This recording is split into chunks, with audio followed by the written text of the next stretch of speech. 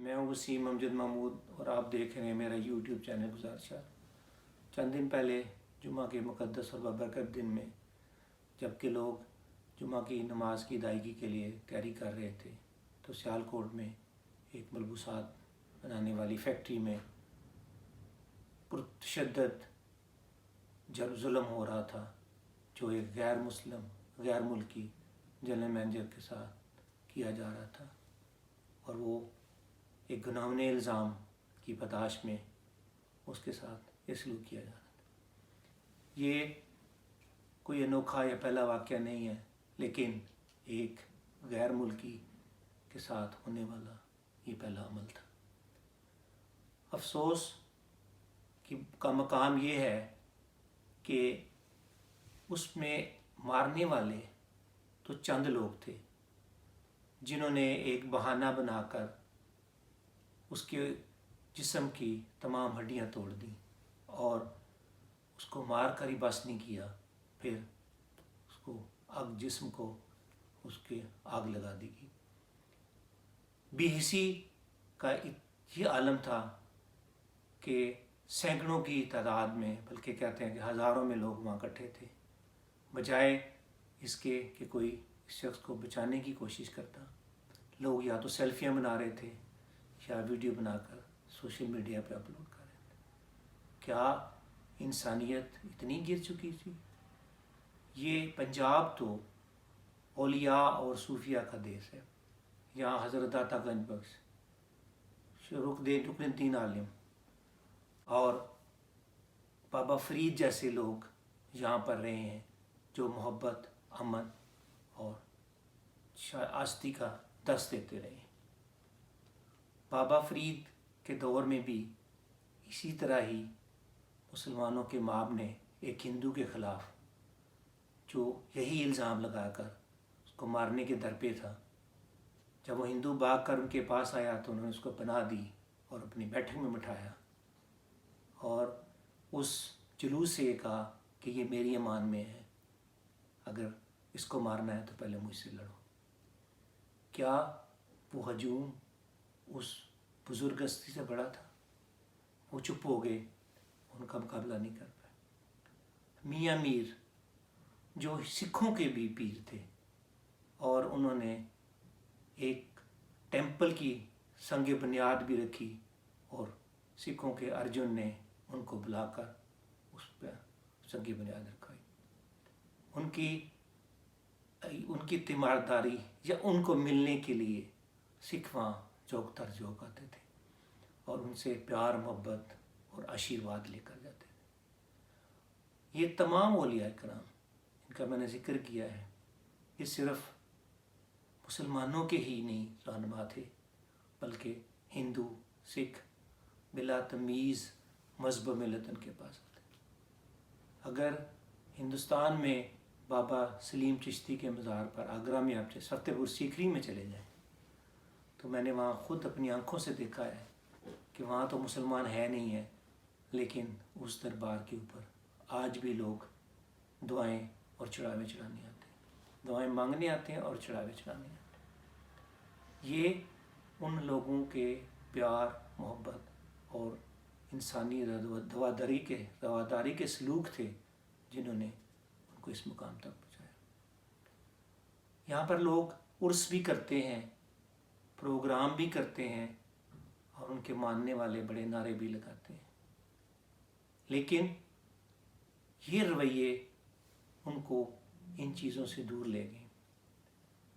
इस मुल्क में जहाँ से 97% से ज़्यादा मुसलमान आबादी है, क्या कोई गैर मुस्लिम अक़लियत ये सोच भी सकती है कि वो किसी के मज़हब इस्लाम या तौहीन रसालत कर सके? उनका अक़ीदा क्या है? हर शख्स का अपना अक़ीदा है, उस अक़ीदे पर तो आप कदगन नहीं लगा सकते, ना उसको उस पर अमल करने से रोक सकते हैं, लेकिन आप अपना अक़ीदा भी उस पर नहीं ठोक सकते जब तक कि आप उसको रवादारी और मोहब्बत और प्यार से उस पर कायल नहीं करते। एक श्रीलंकन गैर मुस्लिम शख्स جس کو نہ عربی پڑھنی آتی اور میرا خیال ہے اس کو اردو بھی نہیں آتی تھی، صرف اس پاداش میں مار دیا گیا بہیمانہ طریقے سے کہ اس نے کہا تھا کہ ایک باہر سے وفد آ رہا ہے جس نے اس کی بزنس کی چیکنگ کرنی ہے اور ایک کانٹریکٹ ملنا ہے، مشینوں کی صفائی کی جائے اور اس میں سے کاغذ اتار دیے جائیں۔ یہ ایک بہانہ بنا کر پتہ نہیں کس چیز کا اسے انتقام لیا گیا۔ کہا جاتا ہے کہ وہ کام میں سخت تھا، چھٹی نہیں کرنے دیتا تھا، ہیلے بانے نہیں چلانے دیتا تھا۔ اس طرح کے باتوں سے آپ خود سوچ لیں کہ کہاں سے کہاں تک رویے جا چکے ہیں، قانون کو کس طرح ہاتھ میں لے کر اپنے مرضی کے لیے استعمال کیا جا رہا ہے۔ یہاں پر بس نہیں ہے، آپ اگر پیچھے چلے جائیں تو ایک نوجوان مردان یونیورسٹی میں مشال خان کے ساتھ کیا ہوا، اس نے یونیورسٹی انتظامیہ کی غلط کاریوں کی جب تنقید کرنی شروع کی اور اس کو ہائی لائٹ کرنا شروع کیا تو اس کو الزام لگا کر یہی توہین رسالت کا اور گستاخ رسول کا تشدد کر کے مار دیا گیا۔ وہاں بھی حکومت نے جب ثابت ہو گیا کہ یہ غلط نہیں تھا، اس نے کوئی ایسا کام نہیں کیا، تو یہ دعویٰ کیا کہ ہم مجرموں کو غفر کردار تک پہنچائیں گے۔ گرفتاریاں بھی ہوئی، لوگ ملک چھوڑ کر بھاگ گئے، واپس آئے، پکڑے گئے، لیکن کیا ہوا؟ آہستہ آہستہ وہ سارے چھوٹ گئے اور مشال خان کے ماں باپ اور بہنیں روتی رہ گئیں، بھائی کا دکھ اور درد کو نہ ملا۔ ایک اقلیتی پٹے مزدور کام کرنے والے عیسائی مذہب سے تعلق رکھنے والے جوڑے کو جب انہوں نے شاید تنخواہ کی ڈیمانڈ کی یا کوئی پیسوں کی ڈیمانڈ کی تو ایک پلان بنا کر ان کو بھی توہین مذہب کی آڑ میں پٹھے کے اندر جلتے ہوئے آگ میں پھینک دیا گیا، جبکہ عورت حاملہ تھی۔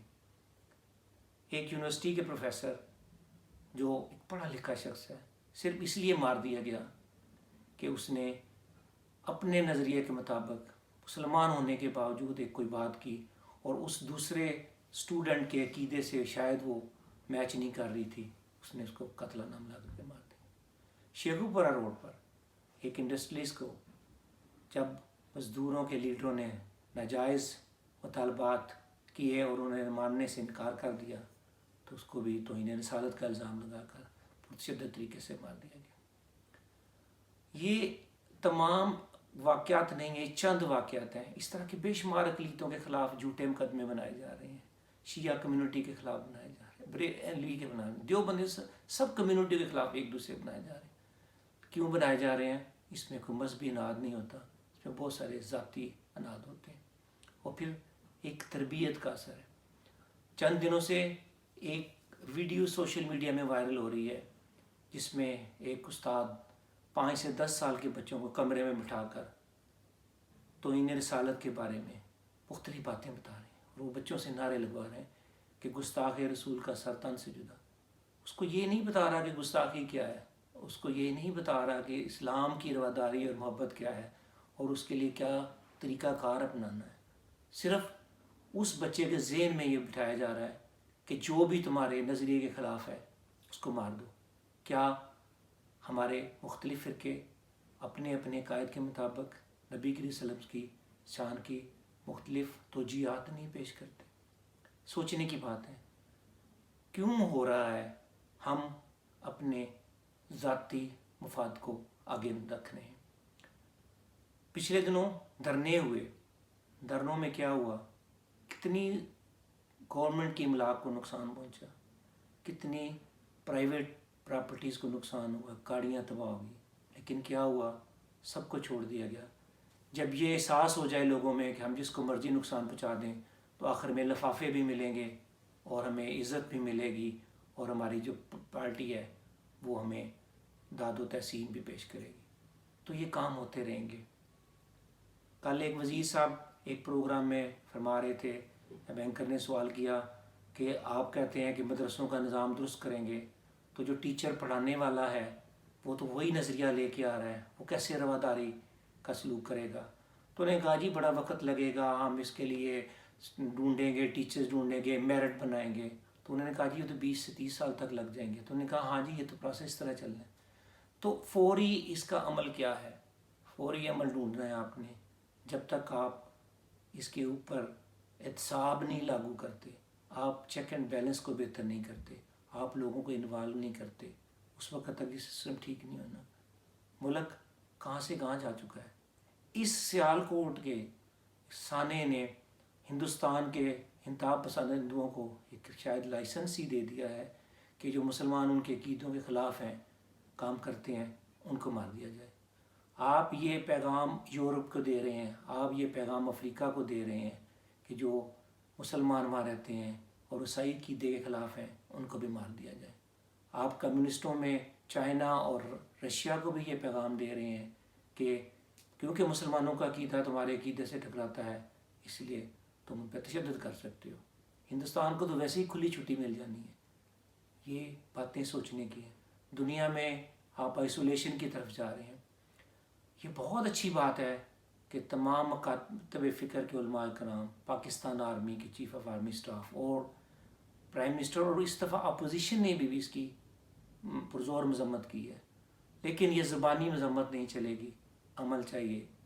عمل اسی سے طرح ممکن ہے کہ آپ اپنے حقوق اور فرائض کو سمجھنے کی کوشش کریں.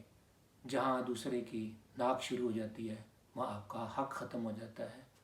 اور اس کو کام مشکل ہے لیکن کوئی ناممکن کام نہیں. انگریزی کی کہاوت ہے ویئر دیر از اے ول دیر از اے وے.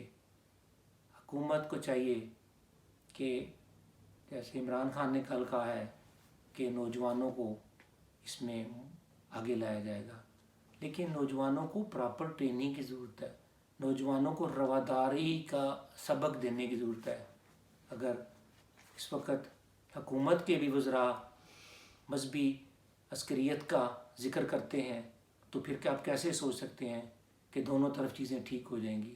ٹھیک اسی صورت میں ہونی ہے جب آپ نبی کریم صلی اللہ علیہ وسلم نے جو دین دیا ہے وہ تو اپنے سر پہ کوڑا پھینکنے والی کو بھی معاف کرتے رہیں اور اس کی عیادت کرتے رہیں.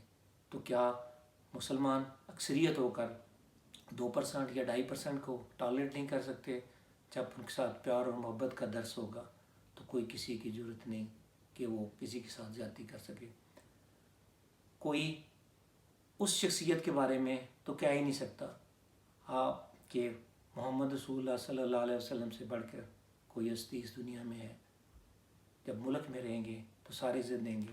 دنیا میں اگر رائٹرز ان کو best person in the world کہتے ہیں تو آپ کیسے کہہ سکتے ہیں چاند کے اوپر مٹی پھینکنے سے چاند کی حیثیت ختم ہو جائے گی؟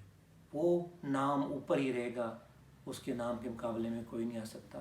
اب دیکھنا ہے کہ اس کے پیروکار کیا کر رہے ہیں، وہ ان کے نام کی کتنی لاج رکھ رہے ہیں. اس وقت لاج رکھنے کا کام ہے اور اس کا کام chief of army staff, Pakistan کے پرائم منسٹر، وزرائے اعلیٰ، گورنر اور پریزیڈنٹ سے شروع ہوگا. اور عدالتوں کو اسپیڈی ٹرائل کرنے ہوں گے اور جو بھی کیسز ہیں اس کے اوپر عمل کرنا ہوگا. اور خاص کر اگر جھوٹے کیس ثابت ہوں تو کیا الزام لگانے والے کے اوپر بھی تو کچھ ہونا چاہیے. ہم اس کو معاف کر دیتے ہیں. ہمارے جج جب 100 کا ایک جلوس باہر آ جاتا ہے تو فیصلہ کرنے میں تاخیر کر دیتے ہیں یا تاریخ ڈال دیتے ہیں. یہاں ایک عزم کی ضرورت ہے، ایک ارادے کی ضرورت ہے. آپ جب انصاف کرتے ہیں تو پھر کسی سے ڈرے نہ. جب انصاف ڈر کے بغیر ہوگا تو پھر ملک میں امن بھی ہوگا. اور اس انصاف کرنے والوں کو سپورٹ کرنا حکومت وقت کا کام ہے تاکہ وہ کھلے دل سے کام کر سکیں. اگر میری یہ ویڈیو آپ کو اچھی لگی ہے تو اس کو شیئر کریں، سبسکرائب کریں تاکہ شاید یہ پیغام کچھ لوگوں کو اس طرح مائل کر دے کہ تشدد کو ہم نے مل کر ختم کرنا ہے.